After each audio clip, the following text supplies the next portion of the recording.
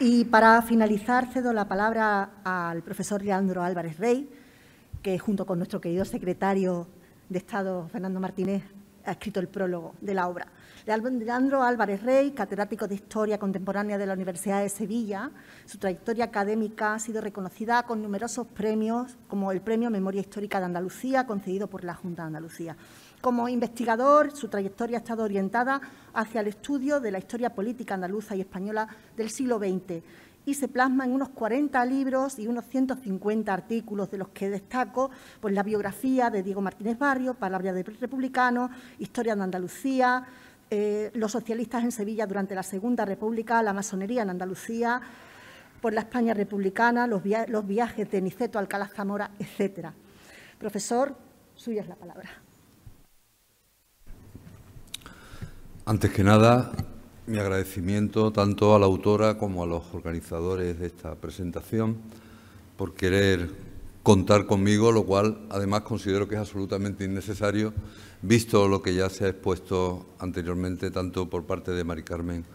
como de Javier. Hace muchos años leí un artículo muy breve de un historiador que reconozco ha sido de los historiadores que más he admirado y con el que además tenía, igual que otras personas que hay aquí, una relación creo que bastante estrecha y afectiva en lo personal. Un historiador demócrata cristiano, es decir, nada sospechoso de afinidades ideológicas con lo que sería la izquierda o un pensamiento de izquierdas, vamos, que no era Manuel Tuñón de Lara, un historiador llamado Javier Tussell, tristemente desaparecido, muy joven, y que publicó un artículo, apenas 5 o 6 páginas, que yo sigo todavía hoy utilizando como argumentación en mis clases cuando tengo que explicar el tema de la guerra civil, por ejemplo. Decía Tussell, después de hacer un brevísimo recorrido por las distintas corrientes que desde que estalló o finalizó la guerra se han ido desarrollando, la imagen, las ideas que los vencedores y que los vencidos habían ido defendiendo sobre el porqué de la guerra civil, etcétera, etcétera. Se detenía bastante en esa aportación de los historiadores extranjeros de los años 60, que tanto contribuyeron, por una parte, a sacar el tema de la guerra civil de esas dos verdades, la de los vencedores y la de los vencidos, tan radicalmente enfrentadas, pero que contribuyeron a crear una serie de afirmaciones que están, en buena medida, yo creo que hasta vigentes en nuestros días. Decía Javier Tussell que el artículo se llamaba Las responsabilidades de la guerra civil, que algún día la sociedad española tendría que enfrentarse a una verdad incómoda. La verdad cómoda, que era, digamos, de uso común en los años del final del franquismo, de la transición, es que en aquel acontecimiento que tanto ha influido en nuestra historia más reciente, no hubo sino culpabilidades de todos. Esa era un poco la línea que venían a defender esos historiadores que en los años 60 comenzaron a publicar, fuera de España, obviamente, sus ensayos, de que la guerra civil, mira, no busquen historias, no hubo una barbaridad que no se produjera en una zona que no se produjera en otra, si unos mataron aquí, otros mataron allá, es decir, que ni guapos, ni feos, ni mayores, ni niños, ni ancianos, ni hombres, ni mujeres podían decir que no tenían responsabilidad en lo que pasó. Y decía Javier Tussell que esa idea era historiográficamente insostenible y moralmente rechazable. Nunca se puede equilibrar la balanza hasta el punto de considerar al mismo rasero, al mismo nivel, víctimas y verdugos. No se puede considerar ni valorar igual quienes defendieron a un gobierno legítimo y a quienes se sublevaron contra él, sin entrar en las razones de por qué se sublevaron o dejaron de sublevar. Y recuerdo que decía, no se puede, y si hablamos de responsabilidades concretas, no se puede poner al mismo nivel a Diego Martínez Barrio, Manuel Jiménez Fernández. Javier Tusell publicó una excelente biografía sobre ese personaje de la derecha sevillana tan atípico en los años 30, y fue también cuando, en su etapa como director general de Bellas Artes, durante aquellos gobiernos de UCD que tanto echamos hoy de menos, quien consiguió publicar las llamadas Memorias de Diego Martínez Barrio. No se puede poner al mismo nivel a Martínez Barrio, a Aniceto Alcalá Zamora o a Manuel Jiménez Fernández al lado de José Antonio Primo de Rivera o de Manuel Falconde, porque no tienen el mismo grado de responsabilidad. En esas fotografías que están viendo tienen, estoy señalándolo con el puntero, la de que a quien posiblemente fue no solamente el primer diputado asesinado en Andalucía, sino posiblemente asesinado en toda España. Era un señor que se llamaba Manuel Martín García, diputado y alcalde por Granada, alcalde de Fuentevaqueros, aquel pueblo del poeta, un jornalero, un campesino que desde 1931 presidió el ayuntamiento de su localidad, dirigió la asociación obrera de la UGT en su localidad, que fue elegido diputado por Granada en las elecciones de mayo del 36. En Granada hubo que repetir las elecciones de febrero por las protestas que suscitó la acción caciquil de los partidos de derecha, que obtuvo más de 200.000 votos, y que creo que el mismo 18 de julio, cuando la rebelión comienza a extenderse por Andalucía, la rebelión en realidad comenzó el 17, como ya sabemos, en el norte de África, y comienza a extenderse en la península a partir del 18 y 19. Casi al mismo tiempo que estaban comenzando a salir las primeras tropas por Granada, pues decidió abandonar su pueblo y, como tantos otros diputados cuyas fotografías aparecen ahí, acudir al gobierno civil para prestar apoyo a las autoridades. Nada más llegar a Granada, un grupo de 3 o 4 falangistas, de estos que salieron en apoyo de los militares, lo identificaron y quiero recordar que le metieron 2 o 3 disparos en la cabeza. Podemos poner en la misma balanza a esos 3 o 4 falangistas y a Manuel Martín García. Podemos poner en la misma balanza, pues, algunas de las personas que aparecen ahí. Este que tienen aquí, que fue un diputado por Granada, pero que en realidad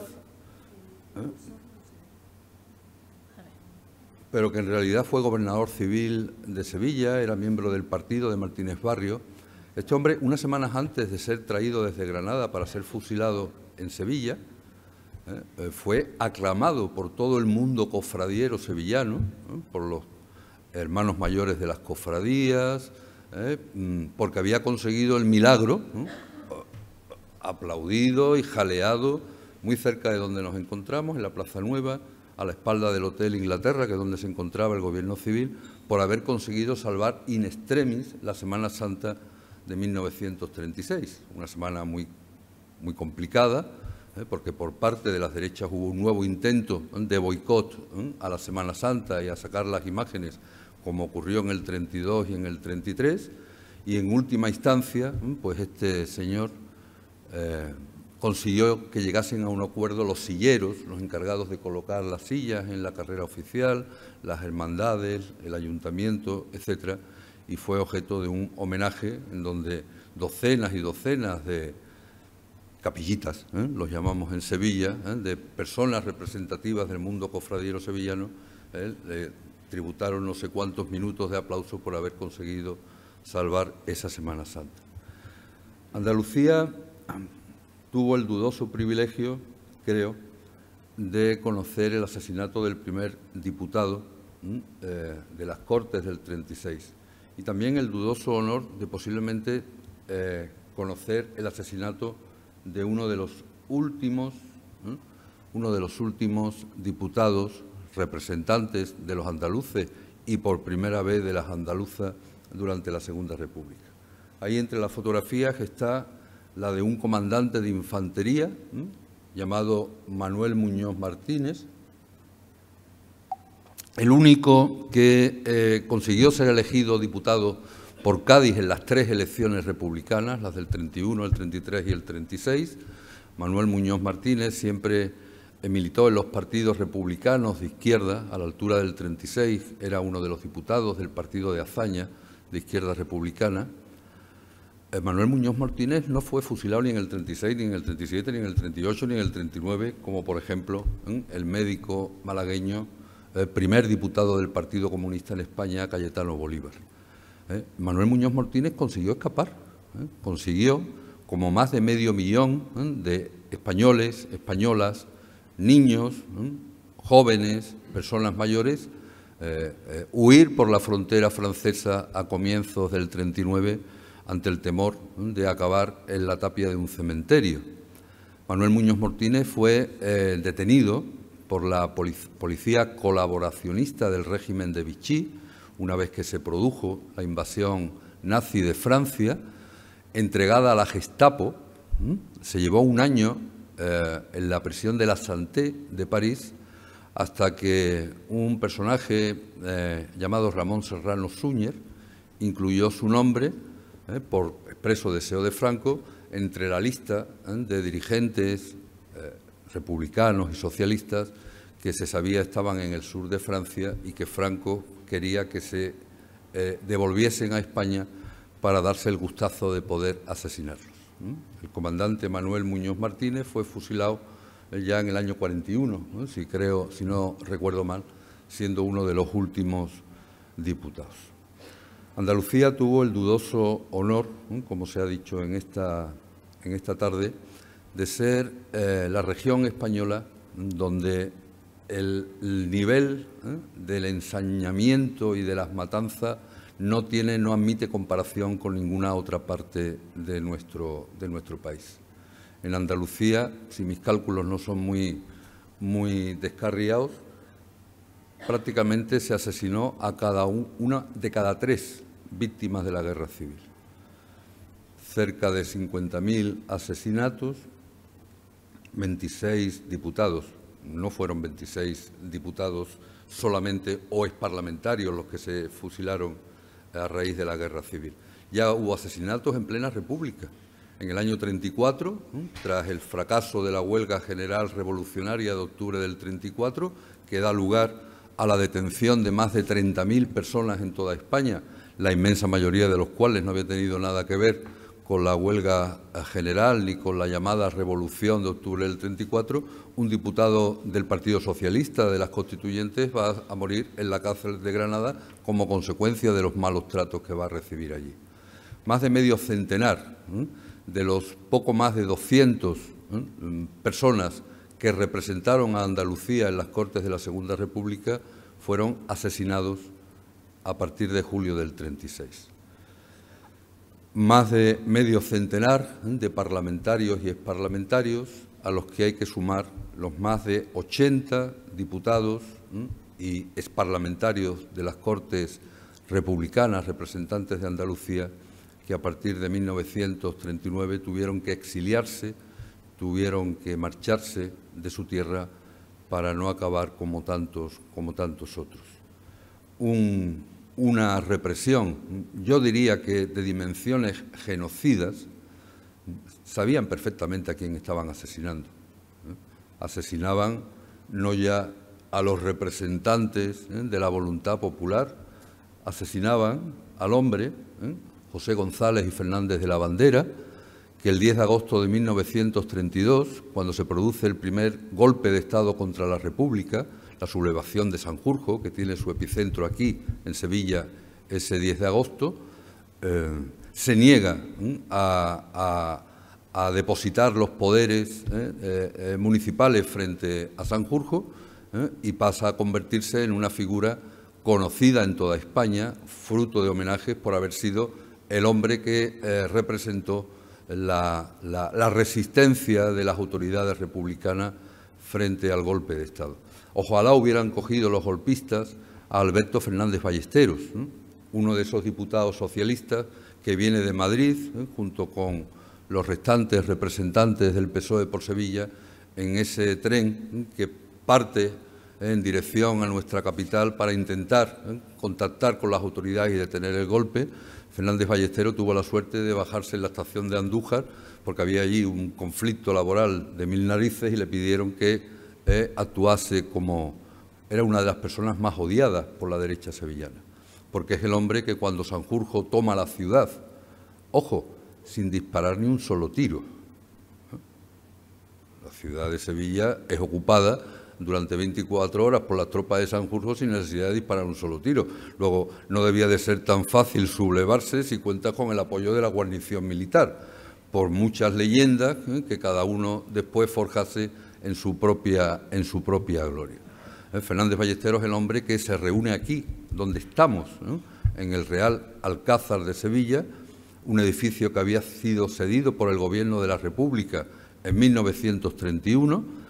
y aquí constituye el llamado Comité de Salud Pública, que recuerda los tiempos de la Revolución Francesa, con el conservador del Alcázar, con un personaje también muy conocido en la ciudad, como es el doctor Manuel Puelles, presidente de la Diputación, y desde aquí se organiza esa reacción de los barrios obreros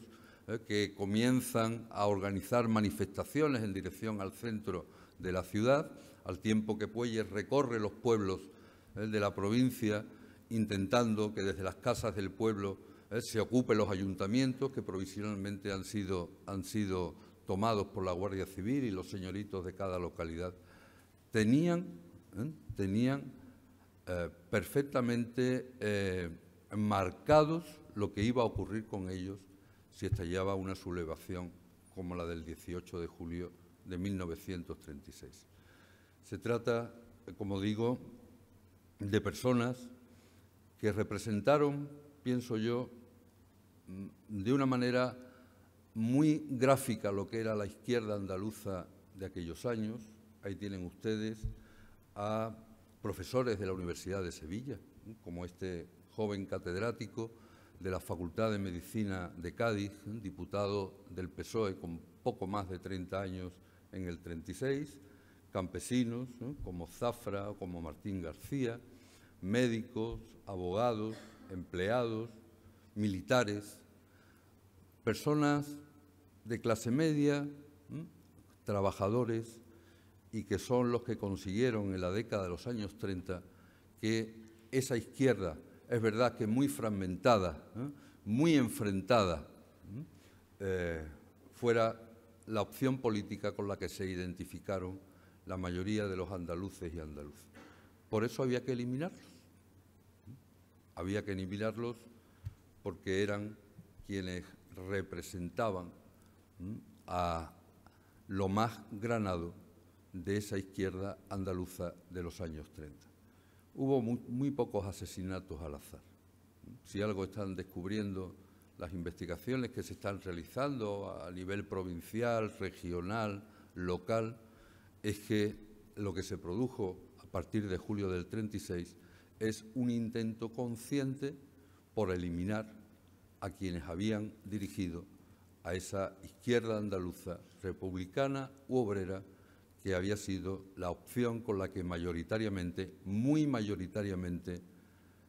se identificaron nuestros abuelos, nuestros bisabuelos ya, en esa complicada época que fue la década de los años 30. Solo me resta por añadir, como hacía Javier, animar a que esto que es un esfuerzo de memoria, pero es también un esfuerzo de conocer la verdad histórica. A veces se habla de la memoria histórica como si fuera una cosa diferente de la historia. Yo no me considero un autor de memoria o relacionado con la memoria histórica. Yo soy un historiador cuya investigación se centra en cuestiones que hoy día se relacionan con la memoria histórica. Pero a lo que animaría es a que desde las instituciones, ya sé que a Fernando no hace falta decírselo, él es muy consciente del trabajo que todavía queda por hacer. Yo, como tengo mucha amistad con él y me gusta pincharlo, no hay un viajecito o un sitio por donde me mueva que no le mande alguna foto diciéndole: Fernando, ¿cómo es posible que exista todavía un pueblo que se llama San Lorenzo de Yagüe? En homenaje al carnicero de Badajoz. ¿Cómo es posible que exista un pueblo que todavía se llame no sé qué de Onésimo, el fundador de la Hons, lo más parecido al partido nazi que hubo en España? Hace unos días le mandaba una placa, es una calle por la que he pasado cientos de veces, muy cerca de la Plaza Mayor de Salamanca, colocada al lado, una de las fachadas de la iglesia de San Justo, en donde todavía se podía distinguir esa frase de caídos por Dios y por España, en la Santa Cruzada del 36, y aparecía el nombre de José Antonio Primo de Rivera y lo de los 15 o 20 falangistas o salmantinos, que no es que fueran asesinados, porque como pueden imaginar en Salamanca poco pudieron asesinar los otros, ¿no? Sino que cayeron en los distintos frentes. Y me decía, ¿cuánto trabajo nos queda? Afortunadamente yo creo que a pesar de todo en Andalucía es de los sitios en los que menos trabajo te queda, pero hay partes de nuestro país en donde estas cuestiones yo creo que no han hecho todavía ni empezar. Por tanto, gracias a los organizadores y a los editores de este trabajo, a la autora del mismo por su esfuerzo, y yo creo que a Fernando también por el esfuerzo que viene dedicando a simplemente que se conozca la verdad histórica, que es lo que nos interesa a los historiadores. Muchas gracias.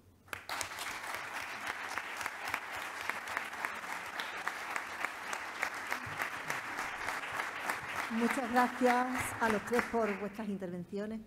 y por mantener esta memoria viva, informar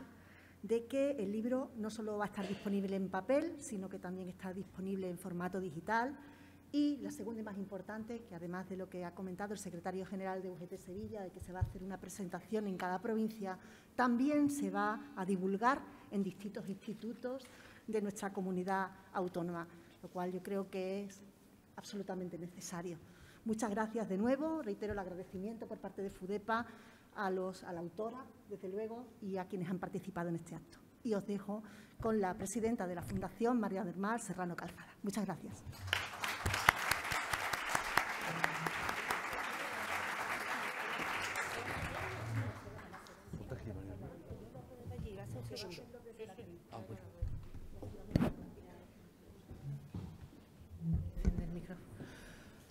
Bueno, pues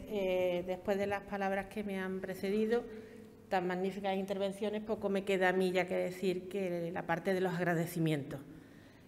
Para FUDEPA, como es lógico, y hoy un día muy importante, bueno, porque una vez más hemos contribuido a la recuperación de la memoria histórica y democrática y, bueno, la culminación es el acto de hoy, es la presentación de este libro. En este marco incomparable que el Ayuntamiento de Sevilla nos ha cedido, dándole las gracias en su nombre al alcalde de Sevilla, Juan Espada, y empezando por nuestra autora, agradecerle que cuando le presentamos el reto, lo hizo suyo, el trabajo de investigación, una pandemia por medio, que si no también esto lo podríamos haber hecho antes. Pero lo importante es que estamos aquí, un trabajo excepcional, a nuestro prólogo y epílogo, tanto Leandro como Francisco Javier, por vuestra colaboración. A Fernando, que sin ti tampoco podíamos haber sido, gracias por la parte del Ministerio que nos ayuda. Y no nos olvides nunca en esa parte, por favor. Ahí no nos olvides. A todos vosotras y a vosotras por vuestra asistencia y, como ha dicho Nieves, el siguiente objetivo que tenemos es la difusión, porque las presentaciones, o sea, del libro está bien, pero hay que darlo a conocer. Darlo a conocer lo vamos a hacer a través de la página web, que se puede descargar el libro gratuitamente sin ningún problema. Hemos entregado un código QR que se puede hacer. El objetivo es llevarlo tanto a los institutos como universidades, una presentación que haremos en todas las provincias para que le daremos la máxima difusión, porque no deben de quedar las cosas en la presentación solamente, sino la difusión es la segunda pata que debe de tener toda presentación de un libro. Y bueno, pues agradeceros a todas y a todos vuestra asistencia e interés y nos seguiremos viendo en los proyectos futuros. Muchísimas gracias.